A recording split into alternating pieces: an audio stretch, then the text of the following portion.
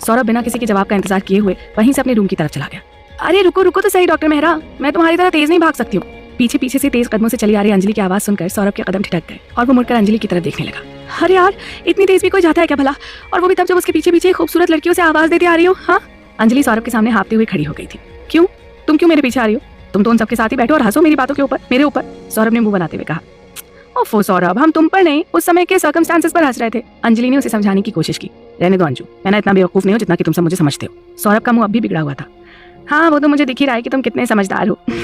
अंजलि ने हौले से मुस्कुराकर कहा। सौरभ अंजलि की इस बात को सुनकर जैसे ही जाने को मुड़ा, अंजलि ने उसका हाथ पकड़कर रोक लिया और कहा कि कल जा रहे हो मुझे छोड़कर, और आज भी इस कदर गुस्सा हो कि मेरी तरफ देखोगे भी नहीं। सॉरी सौरभ, अगर मेरी किसी बात का तुम्हें बुरा लगा हो तो। हम तो बस यूं ही मस्ती कर रहे थे तुम्हारे साथ। अंजलि का गला रुक गया था इतना सब कहते हुए। रात के 10 बजने को थे और इस समय ज्यादातर सभी हॉस्टलर्स अपने अपने रूम्स की तरफ रुखसत हो चुके थे। रात के सन्नाटे में सौरभ और अंजलि दोनों ही एक दूसरे की आंखों में उलझे हुए थे। सॉरी, अंजलि के एक बार फिर से कहने से पहले ही सौरभ ने उसे खींचकर अपने गले लगा लिया और कहा कि तुम्हें भी पता ना कि मुझे कितना बुरा लग रहा है कल के लिए सोच सोचकर, पर तुम तो उन सबके साथ बिजी थी। बस यही सोचकर मैं वहां से उठकर आ गया। कैसे काटूंगा मैं 1 महीना तुम्हारे बिना, मुझे तो कुछ समझ नहीं आ रहा है, और तुम्हें मेरी कोई फीलिंग्स की कदर ही नहीं है। सौरभ ने अंजलि को कसकर अपने गले से लगा लिया था। तुम पागल हो सौरभ, इतनी देर से इधर उधर की बातें कर रहे हो और ये कायदे की बात करने में इतनी देर लगा दी। अंजलि ने सौरभ के चेहरे को देखते हुए कहा। तुम्हें पता है ना मैं तुम्हें लेकर कितना सेंटी हूँ। सबके साथ मस्ती कर लेता हूँ, सबको हंसाता हूँ, पर जब तुम्हारी बारी आती है तो पता नहीं मुझे क्या हो जाता है। बस हर पल दिल में दिमाग में यही बात आती रहती है कि तुम मेरी जिंदगी की खूबसूरत सच्चाई हो। कभी भूल से भी मुझसे ऐसा कुछ ना हो जाए कि तुम्हें लगने लगे कि मैं तुम्हें लेकर सीरियस नहीं हूँ, पर तुम्हें इन सबसे क्या, तुम तो लगी रहो अपनी मस्ती मजाक में। सौरभ की मासूमियत पर अंजलि को भर भर कर प्यार आ रहा था और उसने सौरभ के माथे पर हौले से चूम लिया। वैसे इतनी अच्छी बातें कुछ कम करते हो कैप्टन मेहरा, पर जब भी करते हो ना, हाय कसम से बड़े क्यूट लगते हो। अंजलि ने उसके गालों को प्यार से थपथपाते हुए कहा। सौरभ पहले तो कुछ देर उसकी बातों को सुन सुनकर धीरे धीरे मुस्कुराता रहा और फिर आहिस्ता से अंजलि को अपने आगोश में लेकर उसके होठों को छू लिया और उसकी आंखों में झांकते हुए कहा। वैसे मैं अपने प्यार का इजहार भी बहुत कम करता हूँ, पर जब करता हूँ ना तो हाय कसम से सामने वाले की सांसें थम जाती हैं। मेरे अलावा और किसी तुम प्यार का इजहार करते फिर रहे हो? अंजलि की भौएं तन गई थी इस बात पर। सौरभ हंसने लगा और हंसते हुए बोला, अरे मेरी फूलन देवी, तुम्हारे अलावा अब तक किसी को भी आई लव यू कहने का मन नहीं किया। बहुत भाग लिया हूँ इधर उधर, बस अब और नहीं। अब तो तुम्हारे साथ एक सुकून की प्यारी सी जिंदगी जीनी है मुझे, जिसमें तुम भी हो और तुम्हारा ये फूलन देवी स्टाइल का प्यार भी हो और मेरे कमीने दोस्तों की भसड़ भी हो। अब अगर तुम्हारा मन हुआ भी ना किसी और को आई लव यू कहने का तो मैं तुम्हारी जान ले लूंगी, समझे कैप्टन मेहरा? अंजलि ने नकली गुस्से से सौरभ की शर्ट का कॉलर पकड़कर अपनी तरफ खींचते हुए कहा। तुम्हारे हाथों से तो मैं 100 बार मरना पसंद करूंगा। अब ये प्यार किसी और से ना हो पाएगा, जब जी चाहे तब आजमा लेना। सौरभ ने एक बार फिर से अंजलि को अपने गले लगाते हुए कहा। सुनो, घर जाकर मुझे भूल तो नहीं जाओगे ना सौरभ? एकाएक अंजलि की आंखें भीग गई थी। पागल हो क्या तुम? मैं सांसें लेना भूल सकता हूँ, पर तुम्हें भूलकर तो एक पल भी जी नहीं पाऊंगा मेरी झल्ली फूलन देवी। सौरभ ने अंजलि की आंखों की नमी को साफ करते हुए बहुत प्यार से कहा। मैं घर जाकर मौका मिलते ही हमारे बारे में बात करता हूँ, और फिर वैसे भी अवनी और मयंक की शादी में तो हम मिलेंगे ही ना। सौरभ ने अंजलि को समझाया। पर वो कैसे? अंजलि को कुछ समझ नहीं आया। अरे डफर, अवनी अमित की कजन सिस्टर है और मयंक सोनम का भाई है, तो हम लोग तो इनवाइटेड है ही ना। और अब तो पुलकित भी रघुवंशी का दामाद बनने जा रहा है, तो ये सारे सेलिब्रेशंस हम सबके बिना कैसे पूरे होंगे? सौरभ ने अंजलि के सर पर हल्के से मारते हुए कहा। पर सौरभ पक्का सब ठीक होगा ना? हाँ अंजलि, मुझ पर भरोसा रखो, मैं कुछ भी गलत नहीं होने दूंगा इस बार, ना तुम्हारे साथ और ना मेरे साथ। सौरभ ने अंजलि के चेहरे को अपने हाथों में लेकर कहा और धीरे से उसके माथे को चूम लिया। पैकिंग। पुलकित और रवि भी अपनी पैकिंग कर रहे थे। इस बार की छुट्टियां सभी के लिए खास थी। हर कोई इस बार जल्दी से जल्दी अपने घर पहुंचकर अपनी अपनी लाइफ को सेट करने के लिए अपने घर वालों को मनाना और समझाना चाहता था। काश कि मेरे बस में होता तो मैं अभी आ जाता तुम्हारे पास भी हूँ। क्या बताऊं कि 4 साल की बेकरारी, पर ये एक रात का इंतजार भी भारी पड़ रहा है। पुलकित बिस्तर पर लेटे लेटे अपने वॉलेट में लगी पीयू की तस्वीर से मन ही मन बातें कर रहा था। अब अगर जोर से करता तो बगल वाले बेड पर सो रहे रवि को मौका मिल जाता उसे परेशान करने का, और वो इस समय अपने और पीयू के बीच किसी को भी आने नहीं देना चाहता था। वक्त भी कितना अजीब होता है ना। बस 2 रात पहले तक पुलकित पीयू की तस्वीर को कुछ यूं देखता था जैसे कि वो चोरी छिपे कोई जुर्म कर रहा है, और उसे ऐसा नहीं करना चाहिए था। पर अब उसी वक्त का बदला हुआ रूप ये था कि आज पुलकित पीयू को पूरे हक से निहार रहा था और उससे अपने दिल की बात शेयर भी कर रहा था। अब आप ही लोग सोचिए कि जब तस्वीर के साथ इतना प्यार जताया जा रहा है, तो जब पुलकित बाबा साक्षात प्रिया के रूबरू होंगे तो क्या हाल होगा। आधी रात से ऊपर का समय हो चुका था और अब हॉस्टल के वार्डन को भी यही लग रहा था कि अब तक सब हॉस्टलर्स सो चुके होंगे। पर कभी कभी ये अनुमान गलत भी हो जाते हैं, खासतौर पर वो अनुमान जब डेविल के बारे में लगाया गया हो। मुझे दिल्ली जाने से पहले एक बार सोनम से मिलना है, हर हाल में, हर कीमत पर, फिर चाहे मुझे इसके लिए हॉस्टल के रूल्स के अगेंस्ट ही क्यों ना जाना पड़े। सोचा तो यही था कि आज शाम उनके साथ कुछ खूबसूरत से पल बिताऊंगा, पर उन नालायकों डिस्कोथेक में मिले उन लड़कों की वजह से ऐसा कुछ नहीं हो पाया।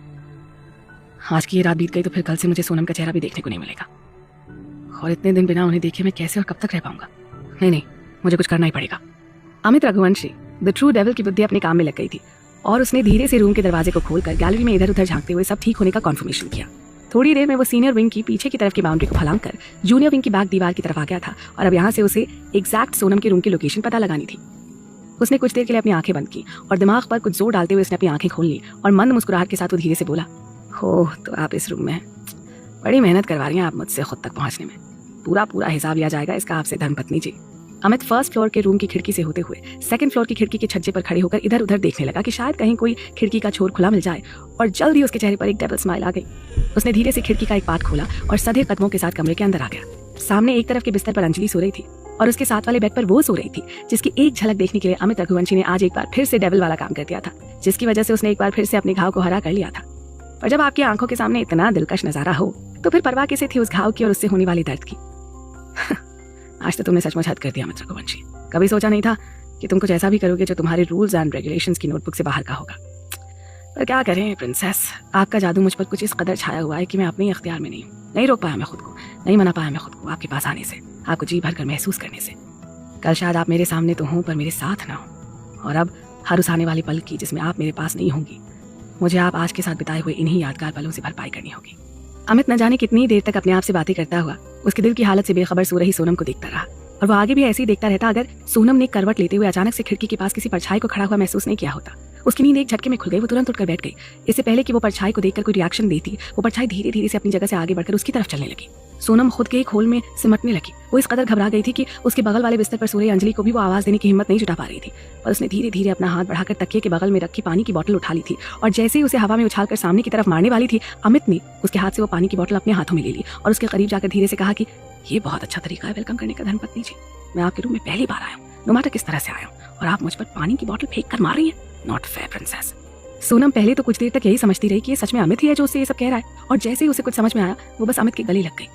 अमित को भी सोनम के इस रिएक्शन का अंदाजा नहीं था। वो एकदम से पीछे की तरफ हो गया और इससे पहले कि वो खुद को संभाल पाता वो दोनों ही बिस्तर पर गिर गए।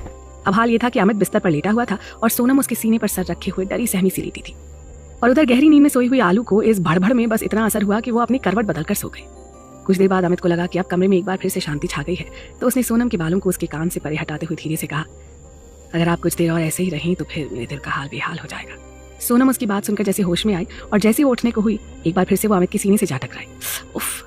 सोनम के गले में पड़ा पेंडेंट जो अमित ने उसे उसके बर्थडे पर पहनाया था अमित की टी शर्ट की जिप में फंस गया था, और यही वजह थी कि सोनम चाहकर भी अमित से दूर नहीं जा पा रही थी। कमरे में 0 वॉट की बल्ब की मध्यम रोशनी में अमित ने सोनम को इशारे से रुकने को कहा और खुद थोड़ा सा ऊपर की तरफ उठकर अपनी टी शर्ट की जिप में से सोनम के पेंडेंट को निकालने लगा।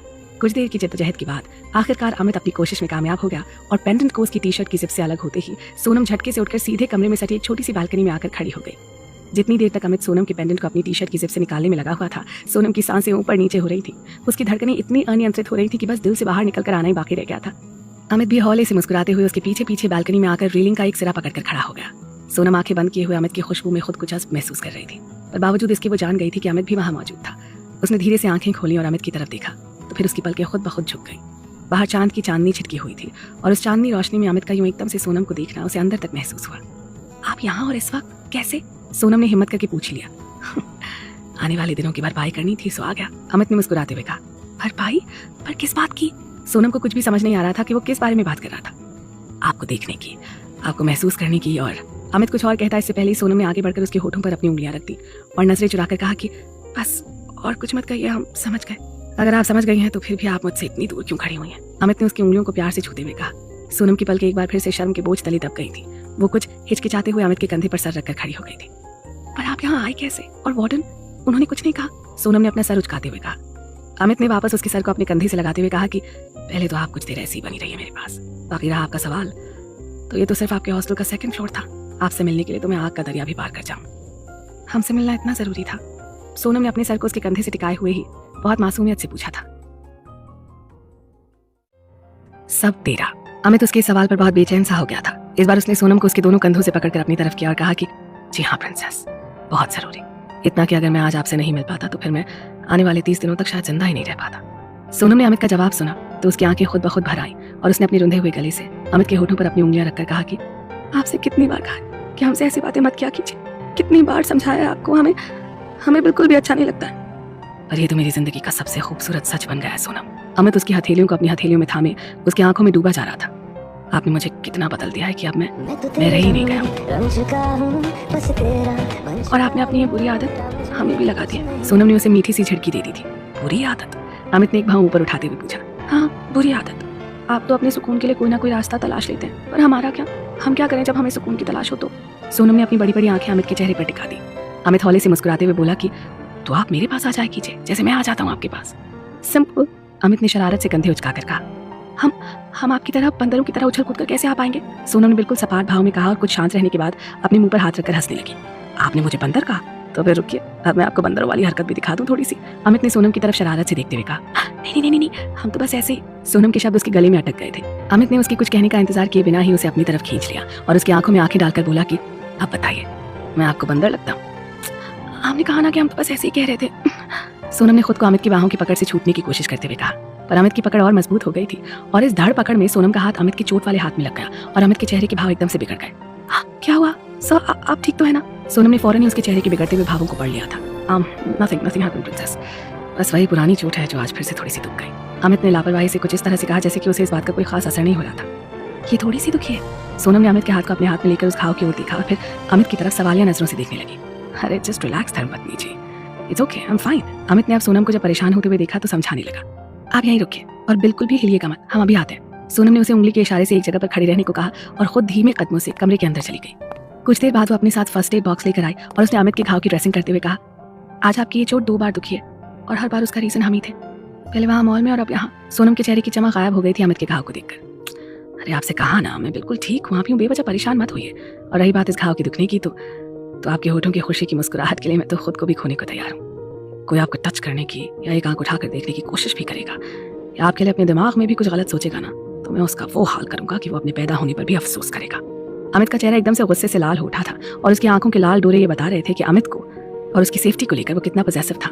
सोनम उसका ये रूप देखकर एक पल को घबरा गई और उसने अमित की बाहों में अपना सर रखकर कहा कि हमें कुछ नहीं हुआ है, हम बिल्कुल ठीक हैं। साहब प्लीज गुस्सा मत कीजिए, हमें बहुत डर लग रहा है। हम जानते हैं कि आप हमसे बहुत प्यार करते हैं और हम भी आपसे अपनी जिंदगी से बढ़कर प्यार करते हैं, पर हमें कभी कभी बहुत डर लगता है सर। हमने एक साथ इतनी सारी खुशियाँ कभी नहीं देखी और अब आपकी शक्ल में कान्हा जी हमें इतनी सारी खुशियाँ एक के बाद एक दे रहे हैं। हमें डर लगता है कि कहीं हम अपनी खुशियों के दुश्मन ना बन जाए, कहीं हमारी खुशियों को हमारी नजर ना लग जाए। सोनम अपने पूरे जोर से अमित की बाह को थामे हुई थी।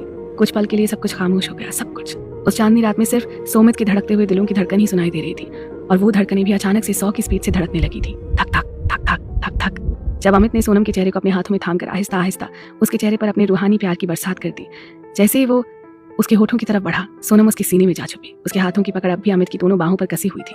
कुछ नहीं होगा, मैं ऐसा कुछ भी नहीं होने दूंगा जो आपके इस मासूम से चेहरे की मासूमियत को, उसकी मुस्कुराहट को एक पल के लिए भी आपसे अलग कर सके। मैं हर हाल में, हर कदम और हर समय आपके साथ हूँ और हमेशा रहूंगा। मैं खुद के शरीर पर ऐसे हजारों जख्म खाने को तैयार हूँ प्रिंसेस, पर आपकी आंख से निकला एक आंसू भी मुझे बर्दाश्त नहीं है और अगर ऐसा कभी हुआ ना तो फिर मैं आपके कान्हा जी को कभी माफ नहीं करूंगा। ऐसा मत कहिए, हमें अपने कान्हा जी पर पूरा भरोसा है कि वो ऐसा कुछ भी नहीं होने देंगे। आखिर उन्होंने तो आपको हमारे पास भेजा है। जब आप हमारे साथ हैं तो फिर हमें डरने की, घबराने की कोई जरूरत नहीं है। सोनम ने अमित को प्यार से समझाया। कल आपको लेने के लिए मयंक आ जाएंगे और आप मुझसे दूर चली जाएंगी। मैं कैसे रहूंगा आपके बिना? अमित ने सोनम की तरफ याचक भरी निगाहों से देखा। पर जाना तो होगा ना, जब भाई के साथ जाएंगे तभी तो अपनी भाभी को लेने के लिए वापस आपके शहर दिल्ली आएंगे। सोनम ने अमित का मूड सही करने की कोशिश करते हुए कहा। सोनम, क्या इसी मुहूर्त में हमारी शादी नहीं हो सकती? अमित के इस सवाल पर सोनम को समझ ही नहीं आया कि वो उसकी इस बात का क्या जवाब दे। अच्छा, थारे पास कोई जवाब हो तुम्हारी छोरी नू भी बताण की घणी कृपा करो थालो। बाकी तो फिर महारा राम जी जाने से यो छोरे के मण में कब कौन सी बात बैठ जाए, यो तुम्हारा राम जी और छोरी के कान्हा जी भी जान सके कोनी।